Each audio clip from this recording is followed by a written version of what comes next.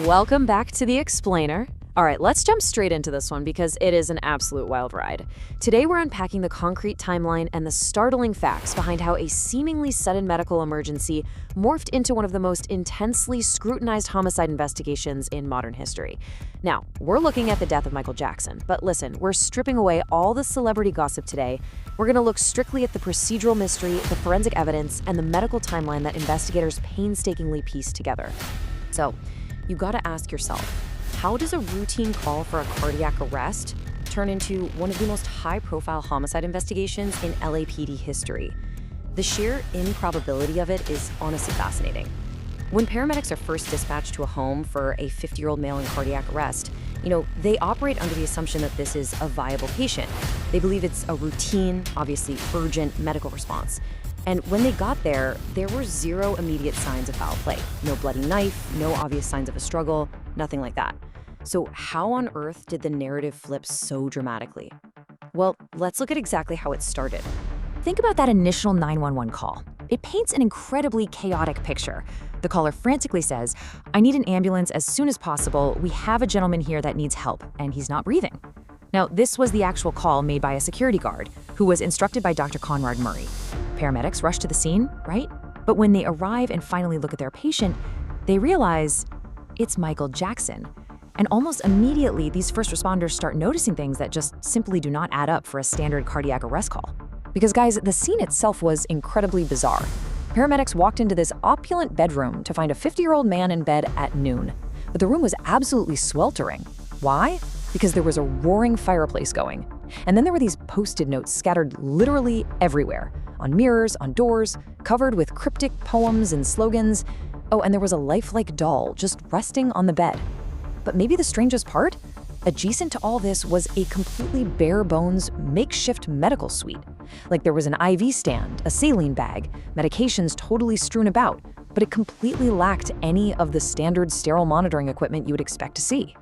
This glaring contrast between a chaotic, unsterile bedroom and heavy-duty medical equipment made those first responders highly suspicious right from the jump. Still, despite all those weird red flag details, the initial assumption by the LAPD was that this was just a tragic accident or maybe the natural death of a relatively healthy 50-year-old guy. But then, a massive red flag went up when investigators actually arrived at the hospital. Dr. Conrad Murray, the sole person in the room when the medical emergency actually happened, well, he'd vanished, completely gone. He didn't stick around to answer questions or give a medical history to the ER doctors. So with no obvious smoking gun at the scene, detectives literally had to start from scratch. And that brings us to the absolute turning point of the entire investigation. While they were searching the room, detectives found a small bottle that had somehow rolled under a nightstand. And what was in it? Propofol. Now, if you're wondering what that is, it's a remarkably powerful sedative strictly used for general anesthesia during surgeries. Let me be clear, this is not a sleep aid. It requires incredibly precise calibration, a controlled clinical environment, and continuous patient monitoring, simply because it literally stops your ability to breathe on your own. Finding a drug like this sitting in a residential bedroom is completely unheard of. And things got even sketchier when investigators finally tracked down and interviewed Dr. Murray. His story just did not match the hard science, not even close. There was a massive discrepancy here. Dr. Murray claimed he merely gave a tiny 25-milligram injection of propofol just to help his patient sleep. Experts will tell you a dose that small would wear off in seconds. However, the physical evidence sitting right there at the scene included an empty 100-milliliter vial. And when the toxicology reports finally came back, wow. Medical experts concluded the victim had enough propofol in his system to, quote, drop a rhinoceros. So yeah, this wasn't some tiny dose to induce sleep. This was a state of deep, continuous surgical anesthesia. So you might be wondering, how in the world did Dr. Murray administer such a massive dose without the proper medical pumps? Well, he improvised, and honestly, the mechanics of it are terrifying. Step 1, he actually tore a hole right into a standard IV saline bag. Step 2, he inserted the propofol bottle upside down inside that saline bag, essentially trying to hide it. And step 3, he ran an uncalibrated, gravity-fed IV drip using a simple roller clamp. Listen, no medical professional trained in anesthesia would ever use a gravity drip for a drug as dangerous as propofol because you have virtually zero control over how fast the drug enters the body. The whole setup was just sheer madness and gross negligence.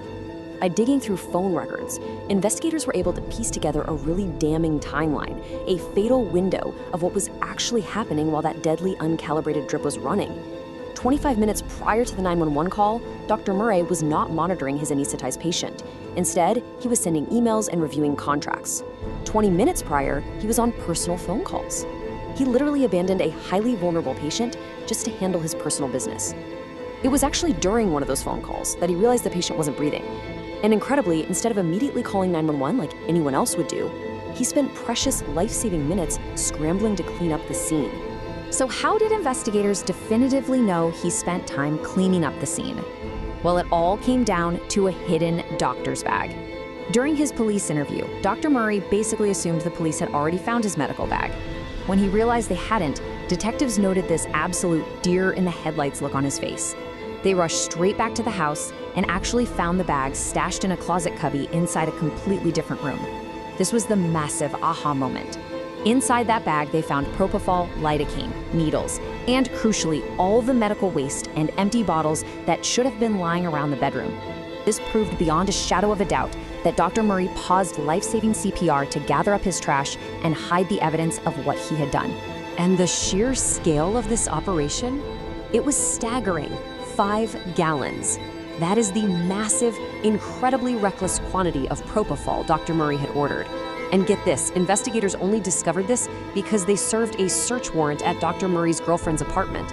The apartment itself had been entirely scrubbed clean, but whoever cleaned it missed one tiny detail: a single pharmacy receipt hidden behind a bookcase. That one piece of paper led detectives straight to the pharmacy records, revealing that Dr. Murray had been having massive cases of this surgical anesthetic shipped directly to a residential apartment. Just unreal. Now, we have to ask the obvious question. What would possess a licensed, trained physician to completely abandon his medical ethics, administer surgical drugs in a bedroom, and leave his patient totally unmonitored? Well, it all comes down to motive, and in this case, that motive was crushing financial pressure. Dr. Murray was practically drowning in liabilities. He had a $10,000 a month mortgage in Las Vegas he wasn't paying. He owed child support for several children across multiple states. And he had a pretty expensive habit of lavish spending at adult entertainment clubs. But on the other side of the ledger, a promised $150,000 a month contract to be the private physician for a massive comeback tour. He needed this paycheck desperately just to keep his entire life from collapsing. Ultimately, investigators brought an absolute mountain of evidence to the district attorney. Now, the detectives actually felt that the gross negligence and reckless abandonment they uncovered warranted a second-degree murder charge. However, sources suggest the DA's office, heavily mindful of past high-profile failures like the O.J. Simpson trial, they decided to choose a safer route. They charged him with involuntary manslaughter. Dr. Conrad Murray was found guilty, he served time, and crucially, he suffered the permanent loss of his medical license in every single state. The investigative work ensured that he would never, ever practice medicine again. Which brings us to our final thought for today. The detectives who worked this case essentially stated that Dr. Murray both literally and figuratively abandoned his patient. He completely swapped his Hippocratic oath for a lucrative contract. So I want to leave you with this provocative question to really chew on. When a medical professional completely abandons their oath, their basic ethical duty to preserve life, all for a massive paycheck, do they ever deserve a second chance in society? It's a really heavy question, and it completely underscores the incredible, meticulous investigative work by the LAPD that finally brought the hidden truth of this tragic historical event to light. Thanks for joining me on this explainer. I really hope it gave you a whole new perspective on the facts behind the headlines. See you next time.